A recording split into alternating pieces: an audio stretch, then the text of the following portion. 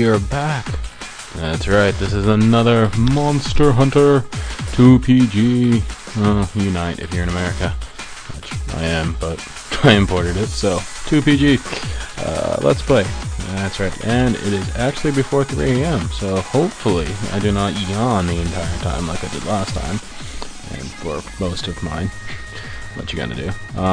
And I have like an energy drink and a Pepsi in me, so with these caffeine reserves, hopefully my my yawning does not come into play. Don't hold your breath. Anyways, so we are on, as you saw from the beginning of this video, a second Hermitire quest. That's right, I felt the need to redeem myself. No, not really. Completing every quest in here. There's 2 in this level. Bada bing, bada boom. We're on it again. So, I chose the double meat food configuration with 2 cats. It might be 3 cats. I don't quite remember, even though I just did this maybe an hour ago. Hour or 2 ago. So, 3 cats. Essentially, important part, it gives me more health. I did it because I honestly only food buffs I remember are the level 5 buffs, and then it's just because there's only one good one, and that, well, there's plenty of good ones, but one great one, which is Golden Fish Brew and Kirin Cheese, and you know, don't have access to it here, so what you gonna do? So yeah, after grabbing supplies, getting up to full stamina, and as a gunner, you definitely want full stamina. You roll so much, you run so much, that anything less is just, it's a very big handicap. So now we spend 5 minutes trying to find the dang thing. Why I'm all the way over here is because in an earlier take for this, which I may or may not stick to the end of this, I probably won't, just because I don't feel like working with the video editing software and adding another like 20 seconds of music. Benny Hill music probably would be appropriate. I ran straight to the exit, and he was underneath it, and he freaking horned me underneath the ground and took half my life. That was a fun way to start that fight, needless to say. It's a blooper for a reason. I did not like how that fight went, so we started over. And got this instead, so things I should be doing. You're noticing I'm ignoring the conga. I shouldn't. I should have killed that conga, because in about a minute it will cause me great trouble. I should have killed the conga, left the screen, killed the conga again, which should, usually, it stops it from spawning again. There's some places in this game that no matter how many prey you kill, there's just going to be more spawning, but I don't believe that's one of them. This is me reading my map wrong and running into a wall. It's great. Fall down. I'm still searching. He started in the area I went to right away, but since I took so long, he shifted locations, and now we're doing the great big circle of trying to find the bastard. Fortunately, I find the bastard fairly soon. Spoiler alert! Yeah, obviously I found it, otherwise we wouldn't have completed this video and it wouldn't be on YouTube, haha. Anyways, you can show up in this next area. It's where he usually starts in most jungle quests. He can show up in the little beach that's directly across. There he is. Like all wyverns and prairie monkeys, what have you. Stick a paintball on him. It makes things much easier. You don't have to guess where he is. You know where he is. Another thing I could have done, right? See how I shoot him and he goes, "Hey, I see you." It's because I'm shooting his leg. Had I been shooting his shell, he wouldn't have noticed me. Well, he might have. If I'd been further back, he probably wouldn't have. But, yeah. His shell is not, I guess he's not programmed to respond to shell hits. You can take a hammer, stay directly behind him so he can't see you, and break his shell. I've managed to break his shell and still remain unseen, even though he does the little spinning around thing whenever you break his shell. If you roll the right way, you follow the spin, and he never lays eyes on you.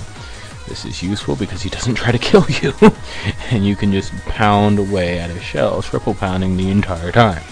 Needless to say, it's very fast. You hit his you can't hit his weak point because as soon as you hit flesh, he notices you're there. But you can break the shell. It's pretty easy. Try it and see. To answer a couple questions I got from my other video, I had comments. It's so great. Finally, people comment something. Please comment. I don't care if it's you suck or hey, you're bad or anything. Just let me know that people are watching this and I'm not just wasting my time. Yeah. See? I told you. Konga come back to get me. So I should have killed him. He's being a pain in the butt. But anyways, yeah, leave me comments. If you like it, please hit like. It actually makes it so more people see my video, thus more people can like it. It's a good vicious cycle that leads to more people actually seeing my videos. And, you know, I hate to be selfish, but I really do these so people can watch it. Not so that I can just post it and go, hey, I have a video online. I mean, I don't know. But anyways, back to the action. If you're using a gun, and he goes under here, you have a couple choices. If you have nearly full stamina, you can keep the gun out. This saves you this step.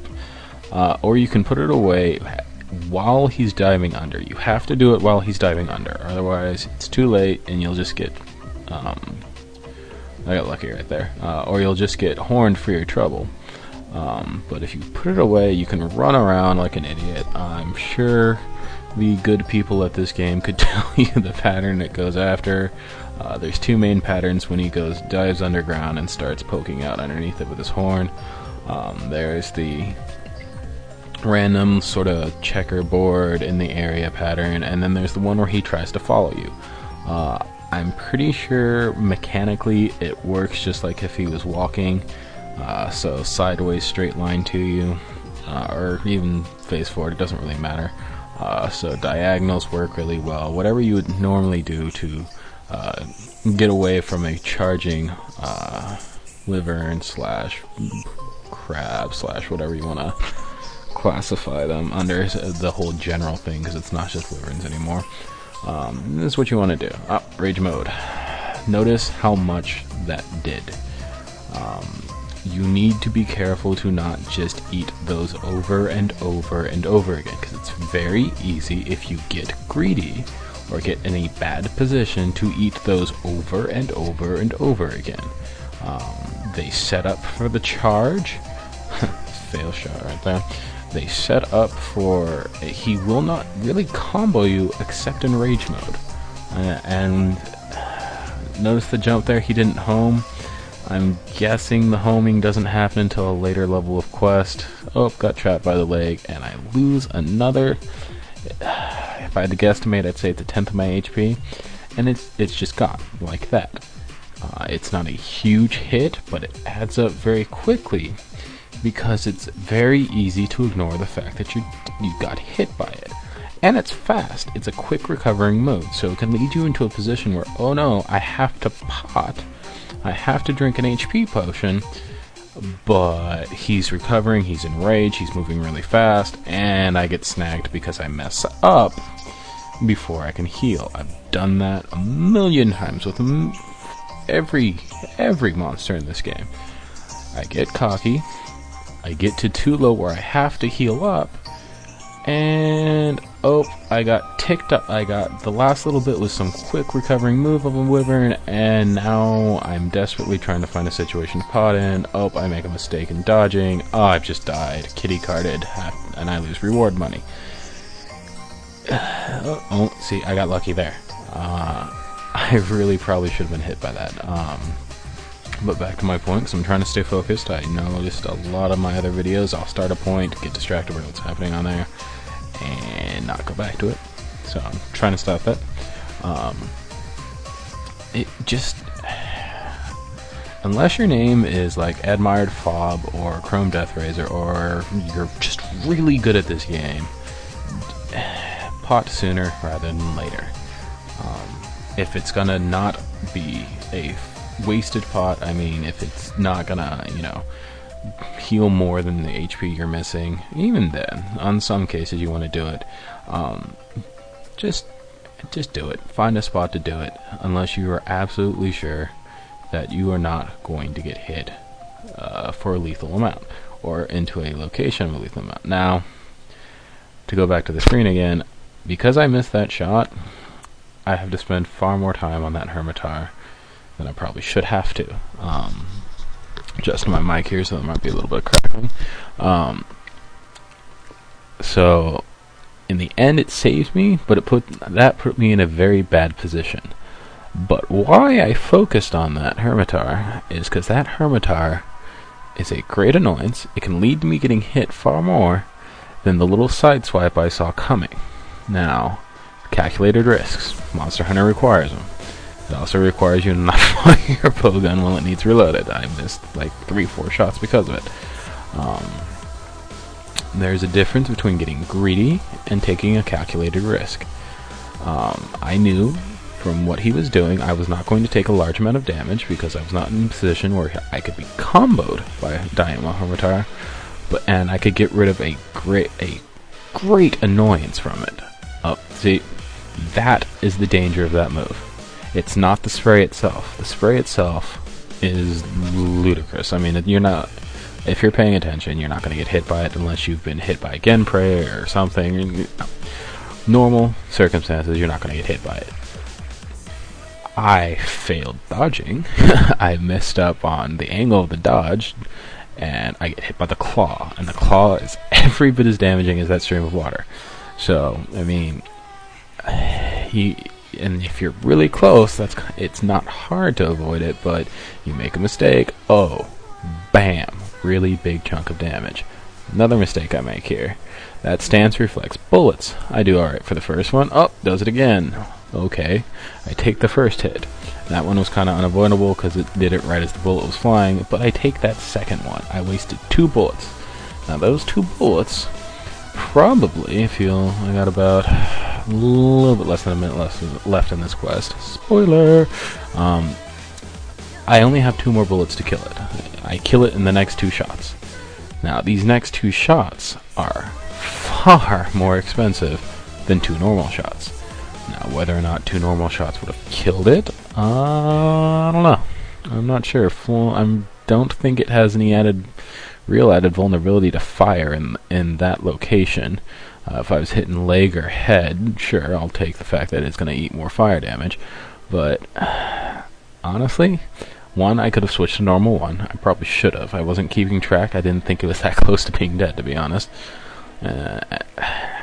So, little mistakes are going to cost you little bits of money that if you keep doing them over and over again, are going to cost you far more money than if you just get it right the first time. But we're coming at the end of the tape, or well, not the tape, the video. So I'm going to say see you guys later. I'm definitely going to try and keep putting out a video, at least recording them 1 a day. And we'll see how that goes. And until then, late.